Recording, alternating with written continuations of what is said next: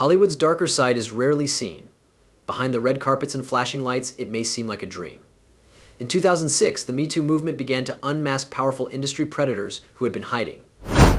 American TV broadcaster and former NBC reporter Matt Lauer is one of these persons. Lauer's narrative goes beyond losing his job for unethical behavior. His family, best friends, image, and life were gone. In this video, we'll discuss Matt Lauer's rise and fall and the life-changing incident. Lauer's path to fame began early and had numerous bends. His TV career began before college. After seeing a job opening to develop WOW TV's new news show in Huntington, West Virginia, I dropped out of Ohio University in 1979. Lauer's drive earned him an evening news reporter position after 1 year. Lauer hosted daily conversation and information shows from Richmond to Providence to New York City in the 1980s. Being a reliable host on PM Magazine made him famous while moving from place to city. PM Magazine ceased publication in New York in 1986. He immediately recovered with Made in New York, a brief local program that led to his first national employment. He and Robin Leitch hosted Fame, Fortune, and Romance, a short-lived show about celebrities. His work improved afterward. He ran shows in Philadelphia and Boston, wrote about culture for HBO, and reported for ESPN by the late 1980s. Matt became WBOR's 3-hour live chat show host 9 Broadcast Plaza in September 1989 after returning to New York City. Lauer's career changed with this show. It allowed him to interact with viewers and create his image. The show's tilt toward gossip reporting didn't please Lauer. When asked to support Dial a Mattress advertising live on radio, he chose his morals over convenience. Before Richard Bay took over, DWAR had Buzz Luttrell, Robin Leach, and Howard Stern as guests. Lauer advanced Cinemax simultaneously, beyond the screen's first main host. This interstitial aired between normal episodes and gave audiences behind-the-scenes peeks at Hollywood's biggest new movies.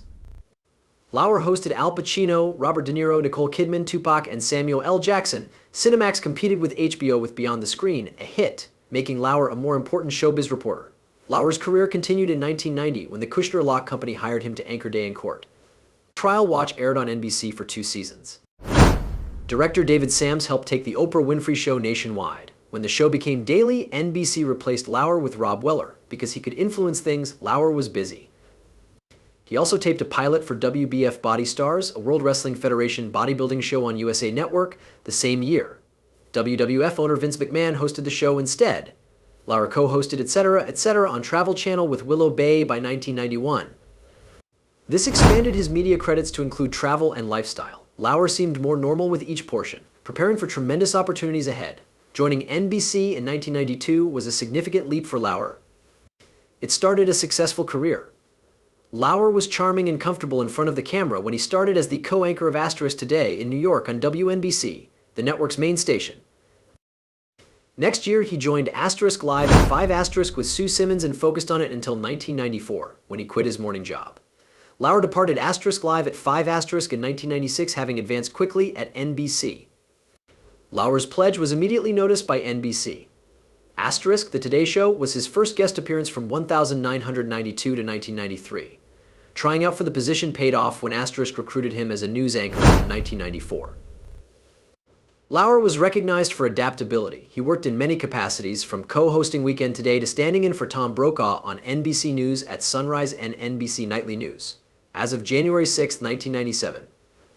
Lauer knew he would replace Bryant Gumbel as Asterisk co-anchor. Lauer swiftly took on a new duty that set him apart after performing live TV every day. The heck is Matt Lauer? Asterisk, a fan favorite? From 1998 until 2011, Lauer's reports from the Great Wall of China, Easter Island, and the Panama Canal were keenly watched. The PBS show Where in the World is Carmen Sandiego inspired this book. Lauer's 7-week world tour was more than bold. He could connect with individuals and locations worldwide. Lauer's trip stories and interviews were sometimes equally entertaining. He apparently fought Tom Cruise in 2005 over psychiatry and parenting. During the heated confrontation, Cruise labeled Lauer glib, which went viral in pop culture. Cruise regretted what happened, but Lauer wasn't afraid to grill them and learn more. Now the face of morning TV, Lauer was redefining it by mixing tough interviews with global travel and his distinctive confidence and curiosity. People requested morning coffee with him, entertaining and comfortable way to bring the globe into living rooms. Lauer became one of NBC's most famous and well-paid personalities by the mid-2000s.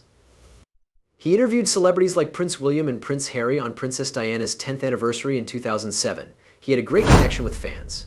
From 1998 until 2017, he co-hosted NBC's live Macy's Thanksgiving Day Parade coverage, becoming an American institution. Lauer replaced Katie Couric as co-host of numerous Olympic opening ceremonies in addition to his morning duties. NBC broadcast 5 Olympics with his voice. Some didn't like what he stated from the 2008 Beijing Olympics to the 2016 Rio Olympics. His superficial and foolish comments during the 2012 London Olympics were unpopular. Lauer was a big star when NBC News renewed his contract in 2012. His annual income was estimated at $25 million. His expensive deal highlighted his influence on the Today Show and his importance to driving statistics. Lauer covered major American cultural events on the Today Show. Charlie Sheen informed Lauer he had HIV in a 2015 interview. Lauer interviewed Hillary Clinton and Donald Trump in 2016 and 2017, sparking controversy. Though those interviews were criticized for their pace and content, Lauer's ability to spark newsworthy conversations was evident. He honored his 20th Today Show anniversary with a special episode in January 2017. This was a milestone in American morning television that cemented his legacy. Lauer was excelling at work. Lauer rose with each role, but stardom flipped his life upside down. The charges against Matt Lauer were made public after NBC managers met with civil rights lawyer Ari Wilkenfeld, who represented an undisclosed NBC employee. Wilkenfeld and his client discussed sexual misbehavior for hours in this evening discussion.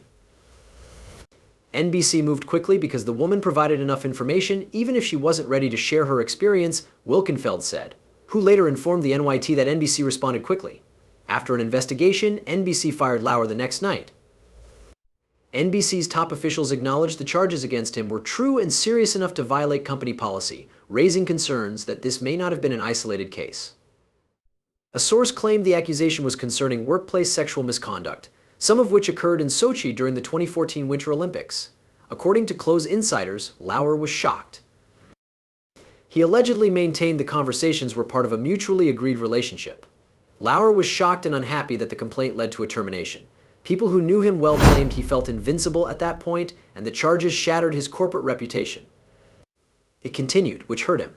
The day after the first report, Matt Lauer's actions drew more complaints. This criticism was more general and worrying. By Wednesday, the New York Times and Variety had published further pieces alleging repeated serious malfeasance. A former NBC employee told the New York Times that Lauer sexually assaulted her in his office in 2001. This was the scariest assertion. According to her, the rudeness began with comments after she joined Today in the late 1990s. Lauer locked her in his office in 2001, she said, then pressured her to remove her shirt before worsening things. She woke up on the office floor after fainting during the onslaught.